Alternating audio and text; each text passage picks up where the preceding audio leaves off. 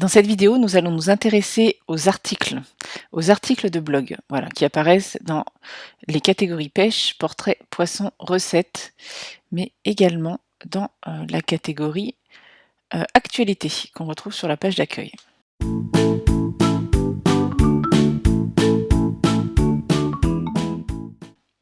Donc la première étape pour pouvoir faire un article de blog, c'est de penser au texte. Pour ça, il y a plusieurs solutions. Soit on utilise le gabarit qu'on avait créé ensemble, soit on part directement sur du texte et puis on va pouvoir après le mettre en forme correctement sur le site web. Donc là, je vais prendre pour l'exemple le texte qui est le portrait de Sébastien. Donc voilà, là on a le texte qui est ici et on avait sélectionné une image pour illustrer. Et on a aussi sélectionné une image à la une. Donc maintenant qu'on a notre texte, on va aller sur le site.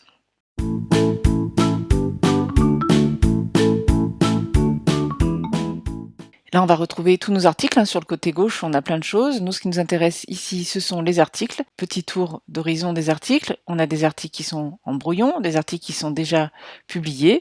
Et on peut voir en un coup d'œil les catégories, la date à laquelle ça a été publié et l'auteur. Donc nous, ce qu'on veut faire, c'est ajouter un article. Donc je clique sur ajouter. Et là, je me retrouve avec beaucoup de choses à remplir. Première chose à remplir, le titre. Je retourne sur mon texte. Dans mon texte, j'avais mis portrait de Seb. Donc on va essayer de trouver quelque chose un peu plus accrocheur et au moins mettre le prénom en entier. Ensuite, s'occuper de mettre en ligne le texte. Donc je vais chercher mon texte, je le recopie. Donc je ne fais pas directement le copier-coller dans la partie éditeur visuel, sinon je risque d'importer des choses dans mon traitement de texte favori qui vont polluer un petit peu le texte tel qu'il va ressortir à l'écran, parce que des fois on va avoir des polices de caractères, ça va mettre du gras, ça va mettre des titres, etc. Donc nous, c'est pas ce qu'on veut. Donc on va dans l'onglet texte, et là on colle notre texte. Donc on voit, ça fait un truc pas forcément super terrible. Et on retourne dans la partie visuelle. Donc dans la partie visuelle, je vais déjà séparer un petit peu pour mieux m'y retrouver sur les différents paragraphes. Je vais sauter des lignes. Alors là, on a un texte qui est très très court, mais il faut faire attention à mettre des titres et des sous-titres. Ça peut être un peu mieux. Difficile ici de mettre des sous-titres parce qu'on a un texte qui est trop court. En revanche, là, on a une citation. Et ce qu'on va faire, c'est qu'on va dire à notre outil, et bien ça c'est une citation, donc on va sélectionner et on va aller cliquer ici sur le petit bouton bloc de citation. Donc là on a fait notre premier texte. On peut aller voir dans prévisualiser ce que ça donne. Donc dans prévisualiser, on voit portrait de Sébastien, il n'y a pas d'image, on n'en a pas mis pour l'instant, et on voit bien que là la citation elle apparaît un petit peu décalée. Il n'y a pas de titre, il n'y a pas de sous-titre, ce sera pour un prochain article. Si j'avais voulu mettre un sous-titre, on va le faire quand même pour l'exercice. Ici, je vais mettre par exemple un passionné de cuisine. Je le sélectionne et je vais choisir ici titre 2. Le titre 1, on n'utilise jamais dans les articles parce que c'est le titre qui est ici, c'est le titre de l'article. Donc nous, on n'utilise plus du tout quand on est dans le contenu de l'article, on utilise des titres de 2 à 6. Et dans l'ordre. On va pas mettre un titre 3 et puis dedans un titre 2. Voilà, il faut vraiment que ce soit imbriqué correctement. Donc là, je vais choisir titre 2. Je vais faire prévisualiser. Et là, on voit bien que j'ai un titre 2 qui est apparu. Alors, la police de caractère, on voit qu'elle n'a rien à voir avec celle qu'il y a là-dedans. C'est normal parce qu'on a ce qu'on appelle un fichier CSS qui va aller mettre en forme le texte qu'on met dans le back-office. Le back-office, c'est la partie que vous voyez, vous, en tant qu'utilisateur, en tant que créateur de contenu pour votre site. Et le front-office, c'est ce que va voir l'utilisateur. Et dans le front-office, on va avoir une couche de graphisme, de typographie, etc. qui va faire que ça va rendre un petit peu différemment.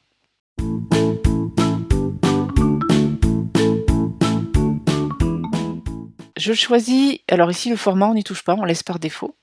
Je choisis la catégorie et je vais cocher la catégorie portrait. Un même article pourrait correspondre à plusieurs catégories et il n'y a aucun problème pour en sélectionner plusieurs.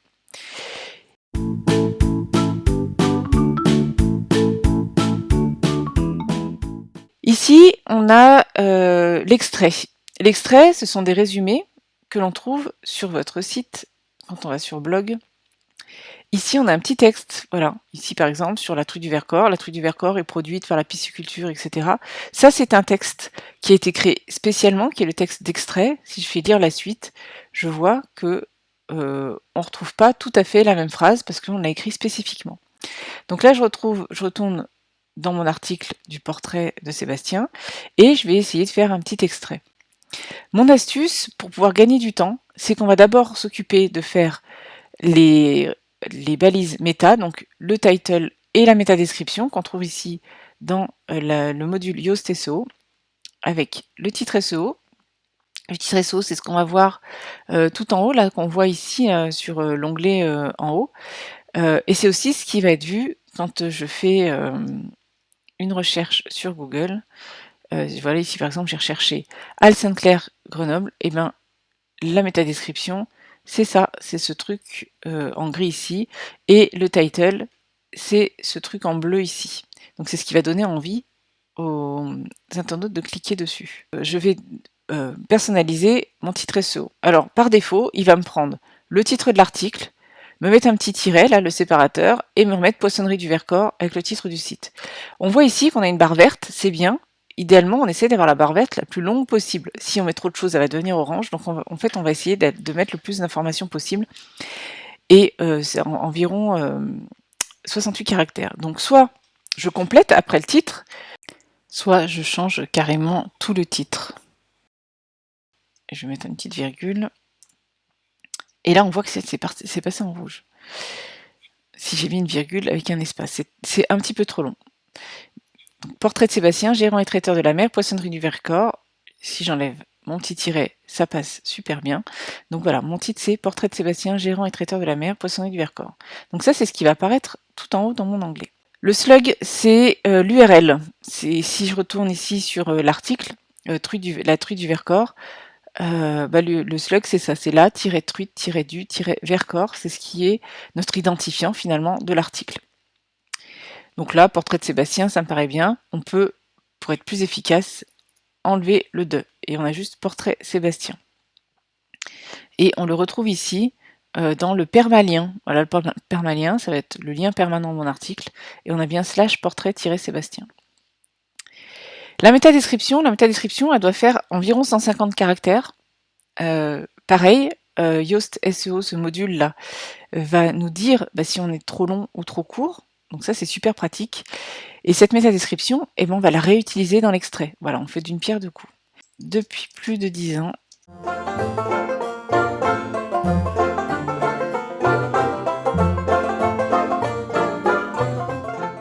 Donc là, c'est un petit peu trop long. C'est juste en fait, parce que ici, on voit que dans l'extrait, ce que ça donne, il n'y a pas des 3 petits points. Donc ça passe. C'est vraiment limite, mais ça passe. Et ça, on va le recopier et on va le mettre ici dans l'extrait. Donc là, on a fini notre article au niveau du contenu.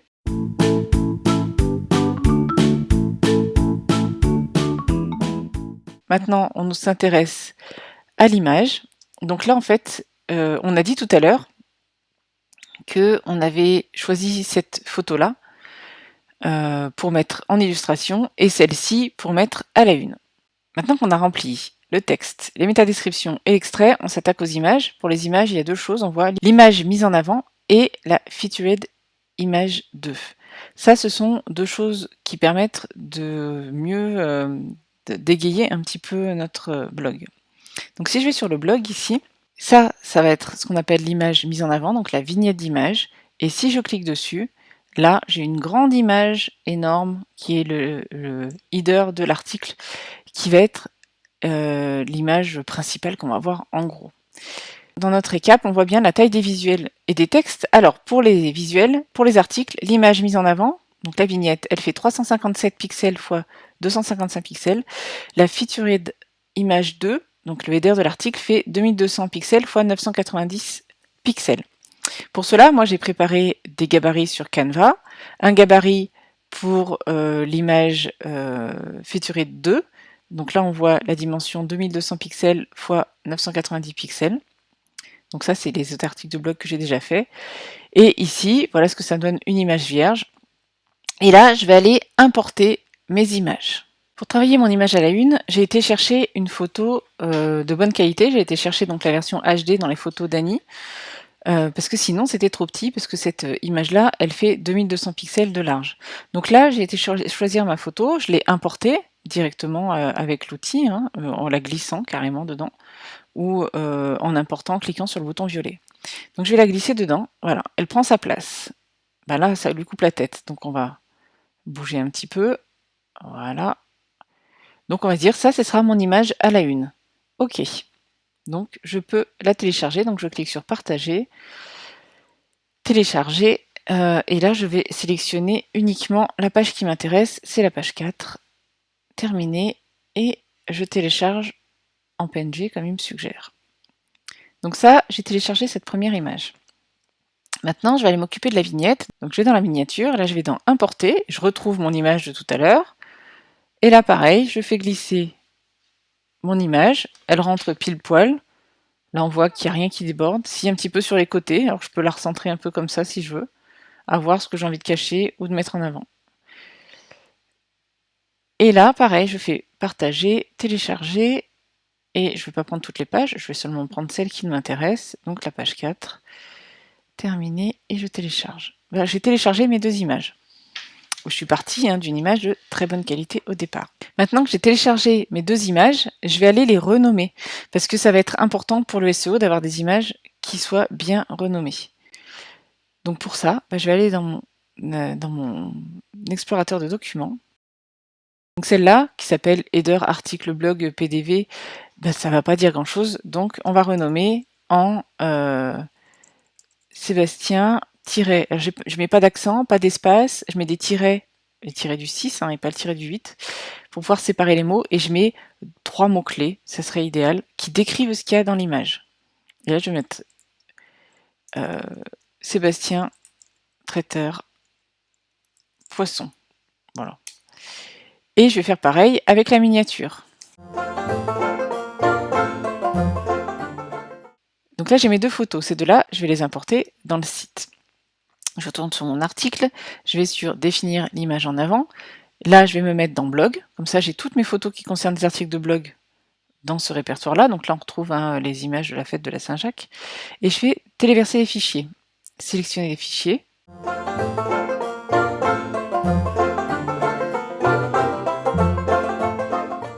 Donc là j'ai téléchargé mes deux images. Donc celle, ici on le voit, qui sera la vignette, on le voit à sa forme, voilà, on voit bien, elle fait 357 pixels par 255. J'ai téléchargé celle qui va faire le header, qui fait bien 2200 pixels par 990. Donc là, moi, ce que j'ai cliqué tout à l'heure, c'est écrit ici, image mise en avant, donc c'est celle-ci. Et je vais ajouter un texte alternatif qui est important pour le référencement naturel. Donc mon texte alternatif, je vais mettre portrait de Sébastien. J'ai pas mis d'accent, je me suis pas embêtée, parce qu'en fait ça c'est du texte qui va servir surtout pour les moteurs de recherche, qui va servir aussi pour toutes les personnes qui seraient en situation de handicap visuel et qui utilisent un logiciel pour pouvoir lire le site. Les accents sont pas indispensables, ça va même nous permettre de mettre quelques fautes entre guillemets pour le référencement. Et là je définis l'image mise en avant. Donc on voit ici, elle apparaît. Et je fais pareil pour l'autre image, qui est donc le header qu'on va utiliser pour l'article.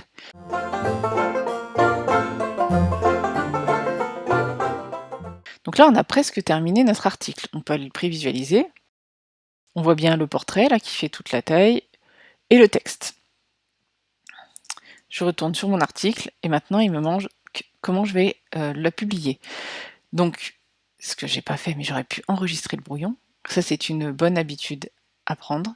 En tout cas, là, c'est dans le brouillon. La visibilité est publique, c'est-à-dire que tout le monde va pouvoir le voir. Donc, le nombre de révisions, ça, c'est si on veut revenir sur une version antérieure.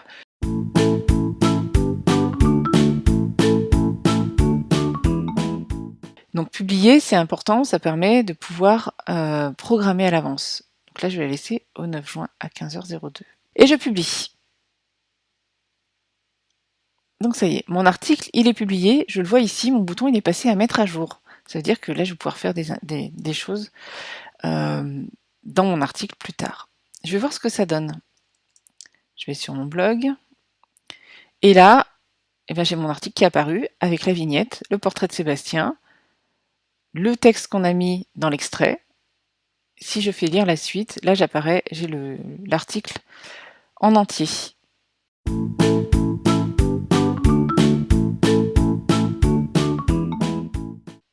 Et puis on voit qu'il manque quelque chose, il manque le visuel qu'on avait dit qu'on mettait à l'intérieur du contenu. Donc je retrouve sur mon article, même s'il est publié, je peux le modifier. Et là, bah, par exemple, je vais décider de mettre un visuel ici. Et là, je fais ajouter un média. Pareil, je me mets dans blog, et puis je vais téléverser le fichier, parce que pour l'instant, il n'est pas dedans.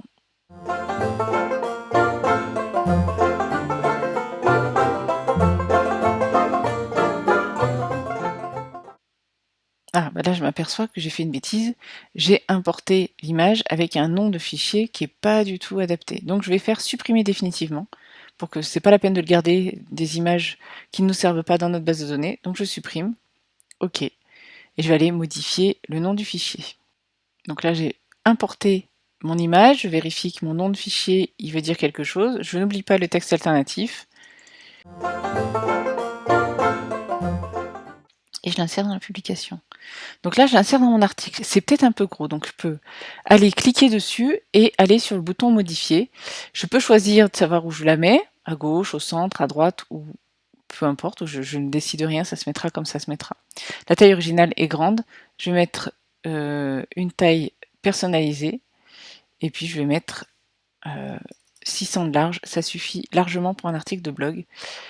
Et je vais faire mettre à jour. Je sauvegarde quand je fais quelque chose dans mon article et je peux aller voir, alors j'aurais pu faire prévisualiser les modifications, mais là je vais aller voir directement.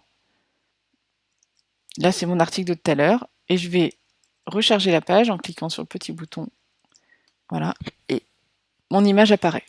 Et là bah, je me décide, est-ce que je la garde sur le côté, est-ce que je la fais plus petite, est-ce que je la mets au milieu, à moi de voir. En tout cas c'est fini pour cet article, l'article a été publié.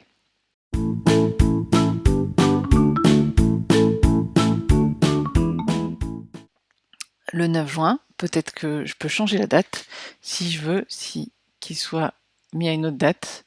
Bah, par exemple, je pourrais dire que je vais la publier. En fait, je l'ai publié il y a 2 jours, le 7 juin. Ok, je mets à jour. Là, je vais faire voir l'article, une autre façon d'aller le voir. Et je vois bien ici que ça a mis la date du 7 juin. Et j'ai bien mon article. Voilà, maintenant vous savez mettre un article sur votre site.